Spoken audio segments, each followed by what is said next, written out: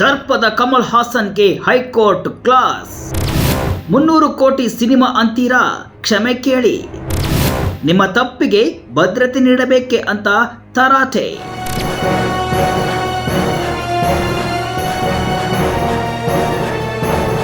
ಕನ್ನಡಿಗರ ಕ್ಷಮೆ ಕೇಳುವುದು ಬಿಟ್ಟು ಕೋರ್ಟ್ಗೆ ಹೋಗಿ ನಾನು ಗೆಲ್ತೇನೆ ಅಂದು ಕನ್ನಡಿಗರ ಮುಂದೆ ಪೌರುಷ ತೋರಿಸಿ ಹೋಗಿದ್ದ ನಟ ಕಮಲ್ ಹಾಸನ್ಗೆ ಹೈಕೋರ್ಟ್ ಸರಿಯಾಗಿ ಬೆಂಡೆತ್ತಿದೆ. ಮೊದಲು ಕ್ಷಮೆ ಕೇಳಿ ಅಂತ ಫುಲ್ ಬೆವರಿಳಿಸಿದೆ. ಭಾಷೆ ಹುಟ್ಟಿದರ ಬಗ್ಗೆ ಮಾತನಾಡುವುದಕ್ಕೆ ನೀವು ಭಾಷಾ ತಜ್ಞರೇ ಇಲ್ಲ ಇತಿಹಾಸಕಾರರೇ? ವಾಣಿಜ್ಯ ಉದ್ದೇಶದ ಸಿನಿಮಾ ಮಾಡಿದ್ದಾರೆ, ನಿಮ್ಮ ತಪ್ಪಿಗೆ ಪೊಲೀಸರು ಭದ್ರತೆ ನೀಡಬೇಕೆ? ನಿಮ್ಮ ಹೇಳಿಕೆಯಿಂದ ಕರ್ನಾಟಕದಲ್ಲಿ ನಟ ಶಿವರಾಜ್ ಕುಮಾರ್ಗೆ ಸಮಸ್ಯೆ ಅನುಭವಿಸುವಂತಾಗಿದೆ.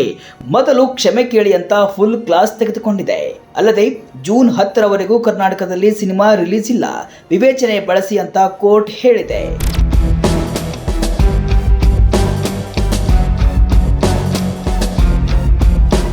ಸಿನಿಮಾ ಪ್ರಮೋಷನ್ ನಲ್ಲಿ ಕಮಲ್ ಹಾಸನ್ ಕನ್ನಡ ಭಾಷೆ ಬಗ್ಗೆ ಅಸಂಬದ್ಧವಾಗಿ ಹೇಳಿಕೆಯನ್ನ ನೀಡಿದ್ರು. ಇದರಿಂದ ಕೆರಳಿದ್ದ ಕನ್ನಡಿಗರು ಕ್ಷಮೆ ಕೇಳುವಂತೆ ಪಟ್ಟು ಹಿಡಿದಿದ್ರು. ಕ್ಷಮೆ ಕೇಳಿದ ರಾಜ್ಯದಲ್ಲಿ ಸಿನಿಮಾ ಬಿಡುಗಡೆ ಮಾಡಲು ಬಿಡಲ್ಲ ಅಂತ ವಾರ್ನ್ ಕೂಡ ಮಾಡಿದ್ರು. ಇದಕ್ಕೆ ಕ್ಯಾರೆ ಎನ್ನದೆ ಕಮಲ್ ಹಾಸನ್ ಕಾನೂನು ಮುಖಾಂತರ ಗೆಲ್ತೇನೆ ಅಂತ ಬಂದಿದ್ರು. ಈಗ ಹೈಕೋರ್ಟ್ ಬಿಗ್ ಶಾಕ್ ಅನ್ನ ನೀಡಿದೆ. ಹೌದು, ತಮ್ಮ ಬಹು ನಿರೀಕ್ಷಿತ ಪ್ಯಾನ್ ಇಂಡಿಯಾ ಸಿನಿಮಾ ಥಗ್ ಲೈಫ್ ಚಿತ್ರ ಬಿಡುಗಡೆಗೆ ಕರ್ನಾಟಕದಲ್ಲಿ ವಿರೋಧ ವ್ಯಕ್ತವಾಗ್ತಿದ್ದಂತೆ ಕಮಲ್ ಹಾಸನ್ ಚಿತ್ರ ಬಿಡುಗಡೆಗೆ ಅವಕಾಶವನ್ನ ನೀಡಬೇಕು ಮತ್ತು ಚಿತ್ರಮಂದಿರಕ್ಕೆ ಪೊಲೀಸ್ ಭದ್ರತೆ ಒದಗಿಸಬೇಕು ಅಂತ ಕೋರಿ ಹೈಕೋರ್ಟ್ಗೆ ಅರ್ಜಿಯನ್ನ ಸಲ್ಲಿಸಿದ್ರು. ಅರ್ಜಿಯ ವಿಚಾರಣೆ ನಡೆಸಿದ ನ್ಯಾಯಾಧೀಶ ನಾಗಪ್ರಸನ್ನ ಅವರಿದ್ದ ಪೀಠ ಕಮಲ್ ಹಾಸನ್ಗೆ ಸಖತ್ ಕ್ಲಾಸ್ ತೆಗೆದುಕೊಂಡಿದೆ. ಕಮಲ್ ಹಾಸನ್ ಪರ ವಾದ ಮಾಡಿದ ವಕೀಲ್ ಧ್ಯಾನ್ ಚಿನ್ನಪ್ಪ ಅವರಿಗೆ ಪ್ರಶ್ನೆಗಳ ಸುರಿಮಳೆಗೈದಿದೆ. ನಿಮ್ಮಿಂದ ಶಿವರಾಜ್ ಕುಮಾರ್ಗೆ ತೊಂದರೆ, ನಿಮ್ಮ ತಪ್ಪಿಗೆ ಕ್ಷಮೆ ಕೇಳಲು ಏನ್ ಸಮಸ್ಯೆ?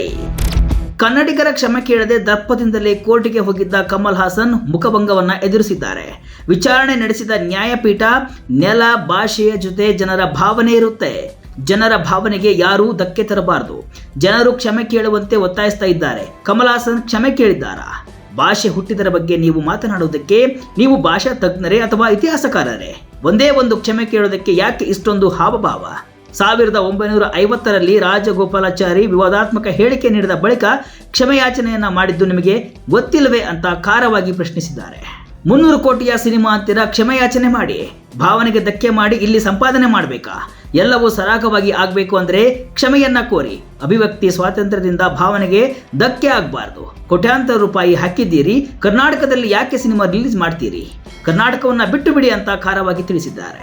ನಿಮ್ಮ ತಪ್ಪಿಗೆ ಪೊಲೀಸರು ಭದ್ರತೆಯನ್ನ ನೀಡಬೇಕೆ? ನಿಮ್ಮ ಹೇಳಿಕೆಯಿಂದ ಕರ್ನಾಟಕದಲ್ಲಿ ಶಿವರಾಜ್ ಕುಮಾರ್ ಸಮಸ್ಯೆಯನ್ನ ಅನುಭವಿಸುವಂತಾಗಿದೆ. ನೀವು ನಿಮ್ಮ ಹೇಳಿಕೆಯನ್ನ ನಿರಾಕರಿಸಿಲ್ಲ, ಒಪ್ಪಿಕೊಂಡಿದ್ದೀರಾ, ಆದರೆ ಕ್ಷಮೆಯಾಚನೆ ಮಾಡಲು ಸಿದ್ಧರಿಲ್ಲ. ನೀವು ಕ್ಷಮೆಯಾಚಿಸಿದರೆ ಸಮಸ್ಯೆ ಇರುವುದಿಲ್ಲ ಅಂತ ನ್ಯಾಯಾಧೀಶ ಎಂ ನಾಗಪ್ರಸನ್ನ ಅವರಿದ್ದ ಪೀಠ ತರಾಟೆಗೆ ತೆಗೆದುಕೊಂಡಿತ್ತು. ಬಳಿಕ ಕಮಲ್ ಹಾಸನ್ ನೀಡಿದ ಹೇಳಿಕೆಯನ್ನ ವೀಕ್ಷಿಸಲು ಅವರ ವಕೀಲರು ಮನವಿಯನ್ನ ಮಾಡಿದ್ರು. ಕಮಲ್ ಹಾಸನ್ ಹೇಳಿಕೆಯನ್ನ ಹೈಕೋರ್ಟ್ ವೀಕ್ಷಣೆಯನ್ನ ಮಾಡಿದೆ.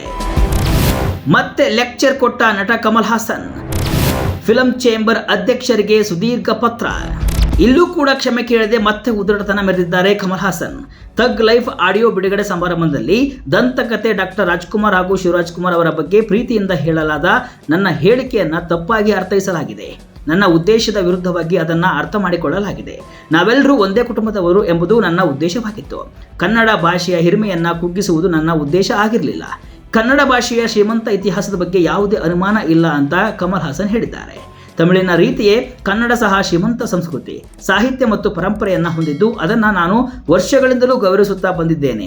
ಕನ್ನಡ ಭಾಷಿಕರು ನನ್ನ ವೃತ್ತಿ ಜೀವನದಲ್ಲಿ ನನಗೆ ತೋರಿದ ಪ್ರೀತಿ ಮತ್ತು ಗೌರವ ನನ್ನ ಎದೆಯಲ್ಲಿ ಭದ್ರವಾಗಿದೆ. ಭಾಷೆಯ ಬಗ್ಗೆ ನನಗಿರುವ ಪ್ರೀತಿ ಸ್ಫಟಿಕದಂತಹದ್ದು. ಅದನ್ನ ನಾನು ಯಾವುದೇ ಭೀತಿ ಇಲ್ಲದೆ ಹೇಳಿವೆ. ಅದರಂತೆ ಕನ್ನಡಿಗರಿಗೆ ಅವರ ಭಾಷೆಯ ಬಗ್ಗೆ ಇರುವ ಅದಮ್ಯ ಪ್ರೀತಿಯ ಬಗ್ಗೆಯೂ ನನಗೆ ಗೌರವವಿದೆ ಅಂತ ಹೇಳಿದ್ದಾರೆ. ಆದರೆ ಇಲ್ಲಿ ಎಲ್ಲೂ ಕೂಡ ಕ್ಷಮೆಯನ್ನ ಕೇಳದೆ ಬಿಟ್ಟಿ ಪಾಠವನ್ನ ಕಮಲ್ ಹಾಸನ್ ಮಾಡಿದ್ದಾರೆ.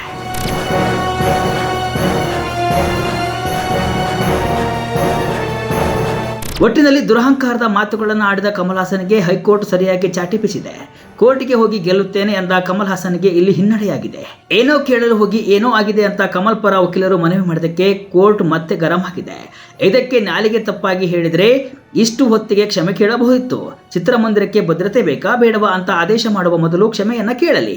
ಕ್ಷಮೆ ಕೇಳದ ಹೊರತು ಹೇಳಿಕೆ ಹಿಂಪಡೆಯಲು ಸಾಧ್ಯವಿಲ್ಲ ಅಂತ ಜಡ್ಜ್ ಖಡಕ್ ಆಗಿ ಹೇಳಿದ್ದಾರೆ. ಕರ್ನಾಟಕವೂ ಸೇರಿದಂತೆ ದೇಶಾದ್ಯಂತ ಜೂನ್ 5ರಂದು ಸಿನಿಮಾ ರಿಲೀಸ್ ಆಗಬೇಕಿತ್ತು. ಈಗ ಕರ್ನಾಟಕದಲ್ಲಿ ಜೂನ್ 10ರವರೆಗೂ ಸಿನಿಮಾ ರಿಲೀಸ್ ಇಲ್ಲ. ವಿವೇಚನೆ ಬಳಸುವಂತೆ ಕೋರ್ಟ್ ಸೂಚನೆಯನ್ನ ಕೊಟ್ಟಿದೆ.